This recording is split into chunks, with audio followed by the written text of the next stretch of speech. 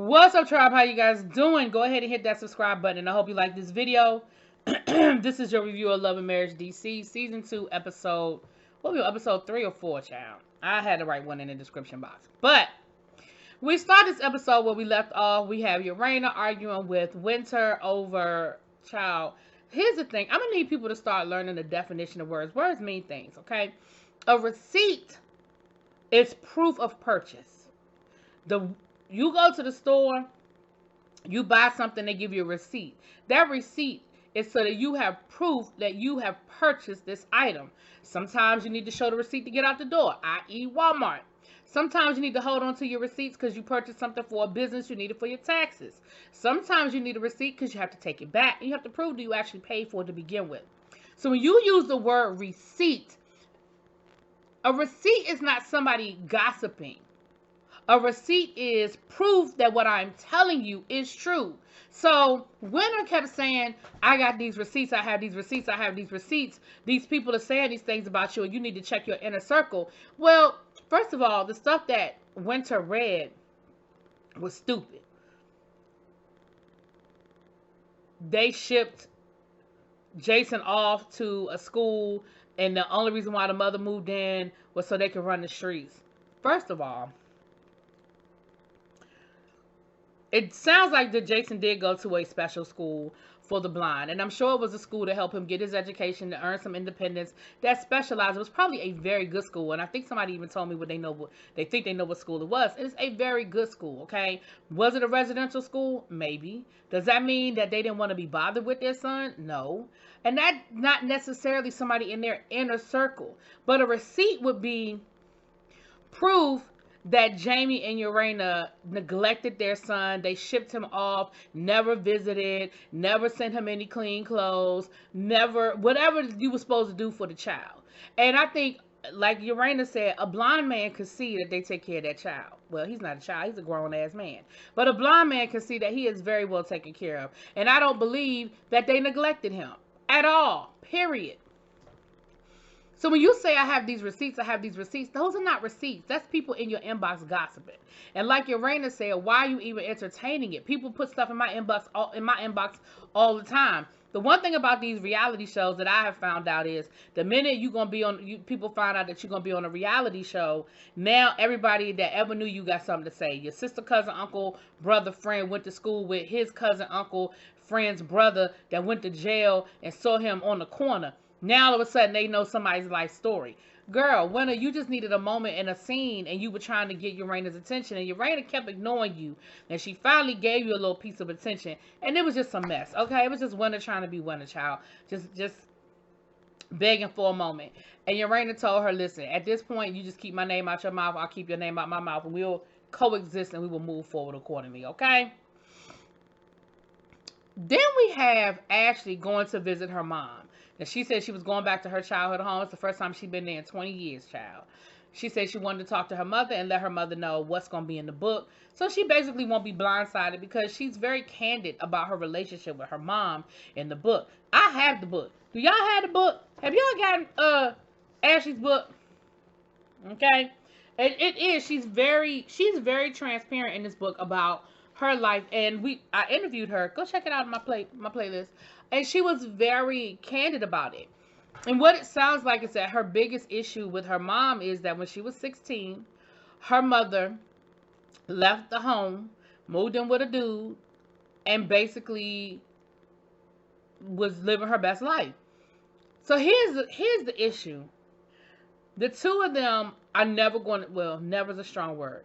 The two of them do not see this situation the same way. Her mother's idea is, and this is how I know that the mother saw it the way she saw it. The mother said, you were grown. And Ashley was like, I was not grown. I was 16. I was not grown. But her mother said, you were a grown-ass woman is what her mother said. And I said then, I knew then, I said, oh, Houston, we have a problem. Because she said, you were a grown-ass woman.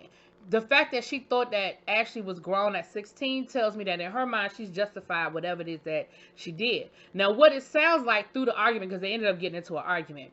What it sounds like through the argument was The mother felt like she didn't abandon Ashley because she was still paying the bills, and the house with everything was taken care of in the house, and she didn't feel like she abandoned Ashley. Ashley said, "Ma'am, you packed suitcases and you left for weeks at a time. Yes, the bills were paid, but I was literally a 16-year-old child that was getting up every day, cooking for myself, getting myself dressed, going to school, taking care of whatever responsibilities that need to be taken care of." And the mother was like, "But you weren't by yourself. There were people in the house with you." Ashley was like, "No, ma'am. Nobody was here with me." And what I feel is the mother, all Ashley wants is acknowledgement. All Ashley wants from her mother is, "You know what? I did it. And that was some effed up stuff. And I'm so sorry. I'm so proud of the woman you turned out to be, because it could have easily went left." I feel like that's all Ashley wants from her mom. But her mama can't give her that. Her mama can't give her that, because for her mother to give her that, that means her mother will have to accept the fact that she did abandon her. And mama ain't trying to mama is not trying to accept that and go there. She's just not trying to do it. It turned into an argument, child, and Ashley was very emotional. And honestly, at the end of it, I don't think anything was resolved. And Ashley was like, "You know what? At the end of the day, I'm just gonna have to move on, understanding that I'm never gonna get what I want from my mom. I'm just never gonna get that." Later on, we see her talking to her best friend, and her best friend basically confirms, like, "Nah, I moved in there with you. Like, no, you were by yourself. You were alone, and I know that to be a fact. I know that to be true." But Ashley has just had to figure out a way to process it and move forward without the apology that she wants from her mom, right? So then we see Clifton and Joy. They're out and about shopping around because Clifton is working on his beard oil. So we see him at like a natural store that has like the different oils and natural soaps and things like that. And you know, they playing around with the guy a little bit or whatever. But then they start having a conversation about the wedding. And Clifton is like, "Listen, the wedding is for the bride. Like, it's your day to feel like a princess." And Joy was like, "But I've never really wanted that. I've never really wanted the wedding. I never really wanted the princess. Like, all I want is me and you. I just want to be married to you. Like, I don't care about that." And she said, "You know, we met on TV. We got engaged on TV." And she ain't break the fourth wall, but I bet you that her next line was, "And we on TV now." She said, "I just want something that's just us. I don't want a big affair where basically I'm paying for people to eat and drink on me, you know, just to proclaim my love for you. Like, I really want something that's just us." And Clifton wants a wedding. He wants a wedding. He said, "You know, well, you know, think about it. Like, I want the world to know. Like, I want the world to see this. But you think about it and you do what's best for you, what you feel like you need, you know, what you need to do." Then we find out that Quick is throwing a surprise party for Ashley. Now, Quick said that Ashley is clairvoyant, that it's hard to get over on her. It's hard to get anything past her. But so far, she's not, you know, she's not on to the surprise party. So, listen, Quick. Now, I'm going to fast forward a little bit, but I'm going to come back. The day of the party, Ashley said, "It's my birthday and nobody has called me to go out to dinner. Nobody's invited me to go out to lunch. My best friend ain't invited me nowhere. My husband ain't invited me nowhere." So I know what that means. They're planning a party. Quick, she not clairvoyant. She just got common damn sense. Y'all should have pretended. Y'all should have invited her out to brunch, lunch, dinner, go-kart, putt-putt, the movie, something. You got to give her an acknowledgement of her birthday like you normally would, and then you surprise her. But you can't just be like, "Oh, we ain't gonna say nothing. We gonna say nothing." Yeah, she figured it out. Anyway, rewind. So, Urana and Jamie are at the house. Child, Urana is having to adjust to Jamie being retired. She said, "He is throwing off my morning routine. Like, this is what I do. I go running in the morning. My mother cooks breakfast. This has been our schedule. And now that he is retired, he is throwing my schedule off. He want to be in my space. He want to go running with me. Like, that is my time to meditate and just chill out and just like and here he is, and I don't know how I feel about this." So this is the first thing I'm gonna say. That's hilarious. My mother, when my mom retired, my parents were eligible to retire at the same time. Well, actually, my dad was eligible before my mom was. But when my mom retired, she told my father, I need a year. I need a year to just be by myself. I need a year to be retired alone. Because once you retire, then that's a wrap. We here together all day, every day. And so my dad, that's what he did. He waited a year. My mom retired. My dad waited a year after my mom retired before he retired, and then they were retired together. So I understand where Urania is coming from to say, listen, I like my system the way it was, and you come in here and you throwing me off. You throwing my system off a little bit. But it is hilarious to me. So anyway, Jamie talks to Urania about the situation with Winter. And of course, Jamie is like, I don't even understand why you went to go talk to her. Like, what's she talking about? Like, she talking about my kids. What? We did what? She need to go sit down somewhere. Which is basically what she need to do. Go sit down somewhere. Now, the mama was cooking breakfast downstairs. And the mama kept calling them downstairs for breakfast. And she was like, I don't care about them cameras. I don't care about y'all having a conversation. I don't care what y'all doing. I done cook breakfast, and y'all need to come down here and eat it before it get cold. Jorada said, my mama cook breakfast every morning, and she expects us to eat breakfast every morning, and she don't be playing, okay? And listen, all I'm saying is I was here for that, and I want some of them panty cakes, okay? I want some of them panty cakes, grandma, mama, auntie, miss, ma'am. I'm just saying, that breakfast was looking real good. And you do that every morning? Like, do you do like made to order omelets every morning? Because I'm here for that. But anyway, Urania starts complaining that she wants Jamie to do more around the house now that he's retired. She says, you know, for 20 years while we were married, you worked hard. I didn't press you out, but I washed the clothes. I did the dishes. I cleaned up around the house. Like, I need you to do more around here. Now, here's what's funny. Here's when women be fussing just to fuss. Because Jamie said, okay, well, what you want me to do? And Urania ain't have an answer. She was like, I mean, something. I hear you, Urania. Urania say, listen, if you figure it out, get in where you fit in. But what I need you to do is make my load easier. If you're going to be here, lighten my load. Wash some clothes. Make sure the dishes are loaded in the dishwasher. Vacuum, clean up behind the dog. Do something. I just need to know that you being a productive part of this household situation. Okay? It was hilarious. Jamie and Urania are funny to me. Like you could just tell they've been married forever, child. They're hilarious. So we get to Ashley's birthday party, and of course, like I said, she knew the party was coming, child. But her best friend was supposed to be there, and she was late, and everybody was looking for her. Like, where is she? Where is she? Where is she? Where is she? Well, finally, the Ashley's assistant / friend gets a phone call, and we find out that her best friend, Alexis, I believe it is, she was involved in a car accident. She's okay, but her car is totaled.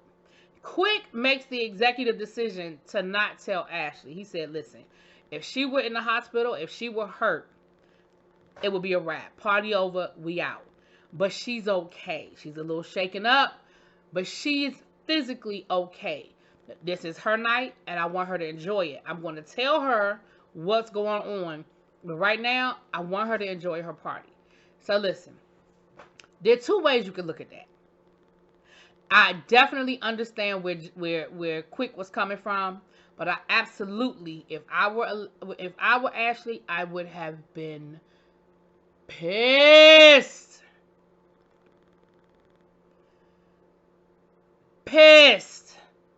Like, that's my best friend. That's not somebody I know. That's not somebody I'm cool with. That's my best friend.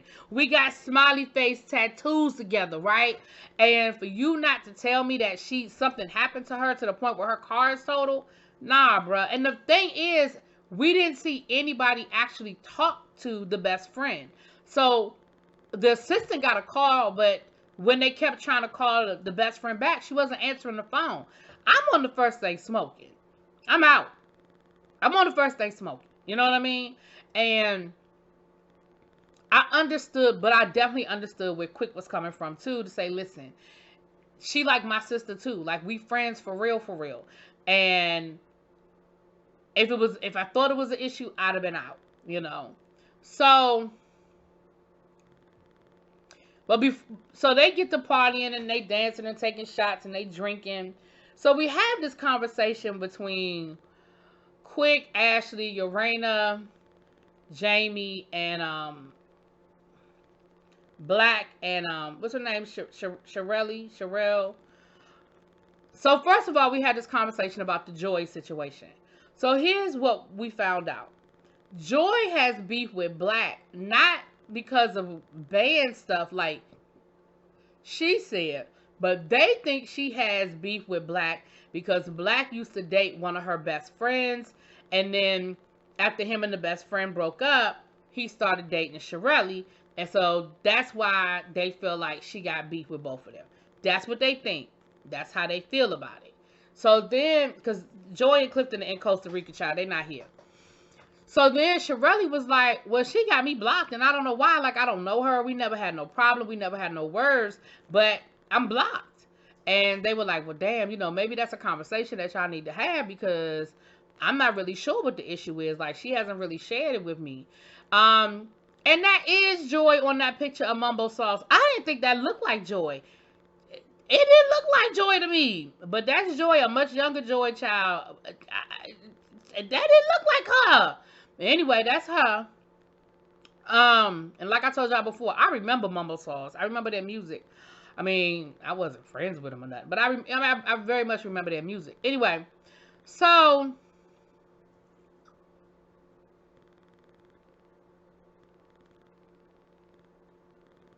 let me lose my train of thought.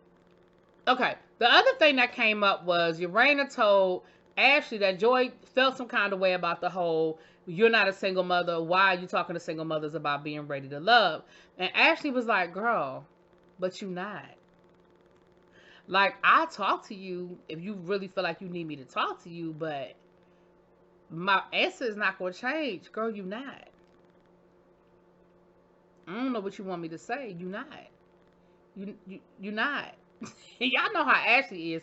That's why I like Ashley, because anybody can get it. Like, it's even if you, because she said I like Joy. I really do like Joy, and I'm sorry she felt some kind of way, but the facts are the facts. Like, somebody who's single and is dating, they can date whoever they want. They can go willy-nilly. They can go out of town for the weekend. They can go out late, go out early, stay out late, and they don't have to worry about anybody else. But when you have children, not only do you have to worry about babysitters and things like that, but you have to worry about who you are, when you're going to introduce them, are they going to get along? Like, there's so many other elements involved with the child, and that's all I was saying. And that, I still feel that way. Like, I'm sorry she felt some kind of way, but I still feel that way.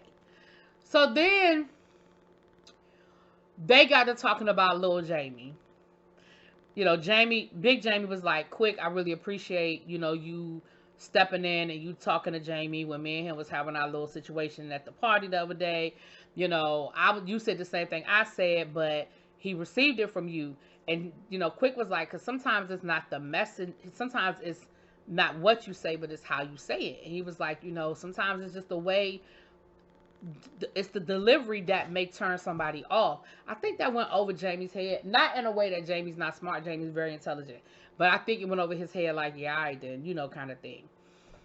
So they started getting into talking about Jamie, little Jamie, and how Urena was saying that it, you know, really worries her when Big Jamie and little Jamie get into it like that, because little Jamie has expressed to her that he is, you know, he's had thoughts of harming himself. And Big Jamie was like, ain't nothing wrong with that boy. He's spoiled. That's it. That's all. He's spoiled. He's the victim of, you know, people from my generation making a little bit of money and spoiling our kids too much. And that's all it is to it.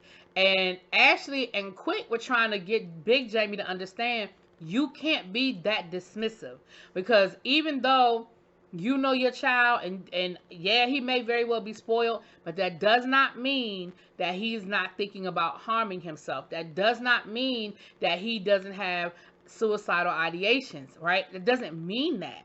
And you have to listen, and you really need to address it and take heed to it. Not to say that Lil Jamie has done things the right way or whatever, but he may really be struggling and may really be trying to deal with the fact that, and that might be how he's thinking. And Jamie was like, whatever, can't nobody tell me about my son. He just spoiled. That's it. Ain't nothing wrong with him. He ain't gonna hurt himself.